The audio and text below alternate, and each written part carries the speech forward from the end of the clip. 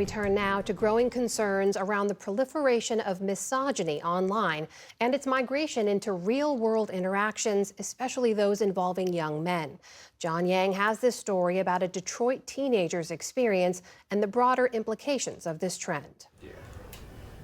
Like many his age, Brian Campbell says he grew up an iPad kid, playing a lot of video games. You about to lose anyway, it don't matter. And when the COVID pandemic forced schools to shift to remote learning when he was 12, his primary connection with friends was online. I would spend all my time on the internet. Either I'm playing the video game or on TikTok or both. Fortnite, NBA 2K. If me and my friends get bored playing it for 10 hours, then we scroll on TikTok and send each other videos, and then we get back to playing the game.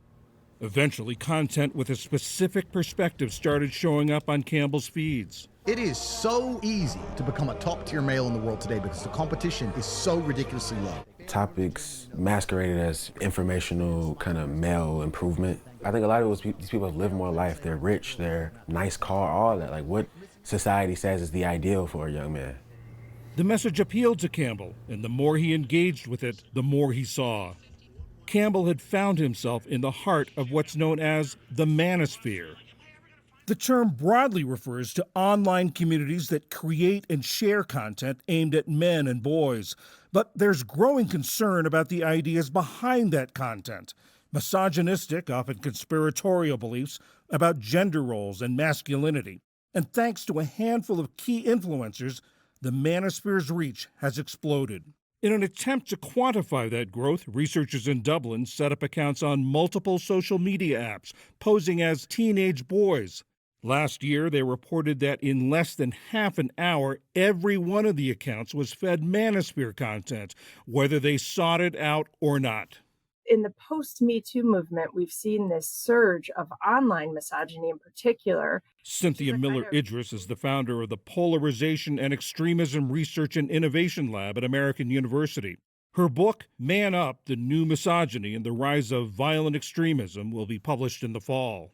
They land on an influencer who's offering them often very tangible and real help that makes a difference, right? Like get 8 hours of sleep and drink water and get to the gym. And they package that with scapegoating of women or treatment of women or an idea of success as being, dominant. And so, your life is improving while you're starting to believe this other stuff.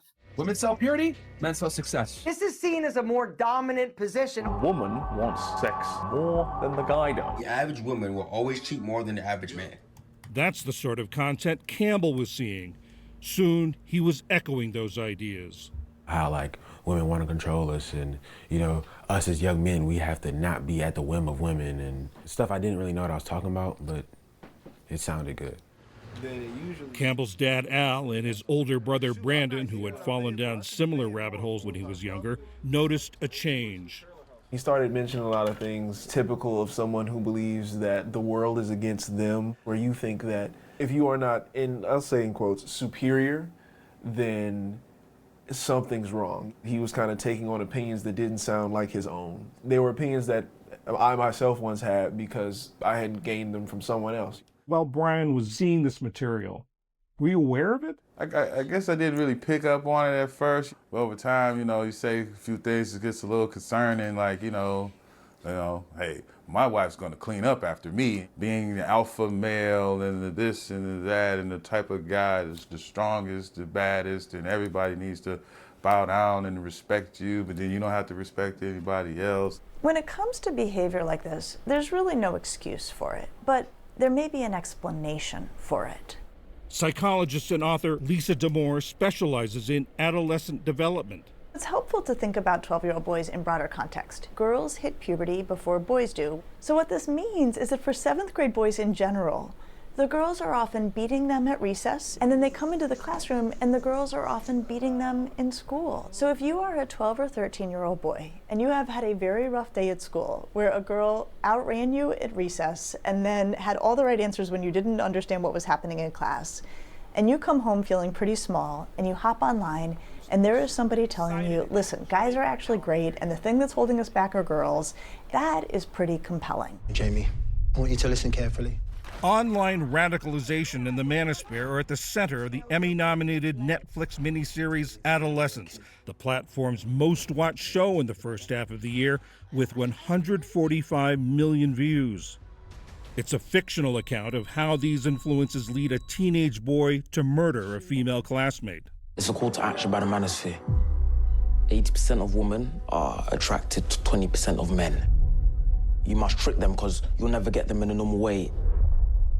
In real life, there's a growing number of examples of manosphere culture affecting interactions between boys and girls. It's like little things like, oh, you should be back in the kitchen. And even though it's a joke, some people take it really far. There are games that I've stopped playing because every single time I joined, I'd receive a rape threat. Me and my former roommate were chased on campus by 2 different men saying that they were going to have a lot of fun with us that night. Those kinds of things are have migrated from, online worlds into real life, sometimes in ways that boys are just trying to be provocative, sometimes in ways that are really dangerous stepping stones on the way to more harmful and violent content and behaviors.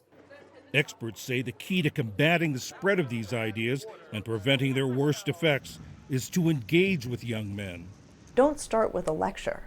Start instead with a question. Ask, have you seen this? What is it like to see it? What do you think adults don't know about this that we should probably know? And how can I be helpful? That's what happened to Brian Campbell in Detroit.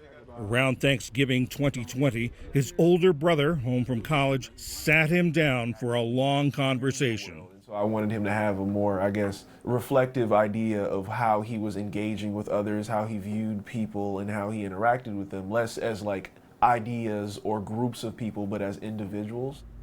Campbell says that talk helped pull him out of the manosphere. He still sees online videos pushing misogynistic views, but he says he's able to tune them out and click not interested. A lot of it was like reminding myself about, people in my life, like my grandma, my mom, like remembering that like there are real life women in my life that I respect and love, and that there's more to it than what the internet shows. This fall, Campbell will be a senior in high school. His summer is filled with internships and other programs. Now, when he hears friends make misogynistic comments, he tries to speak up. What I won't do, he says, is be complicit. For the PBS NewsHour, I'm John Yang in Detroit.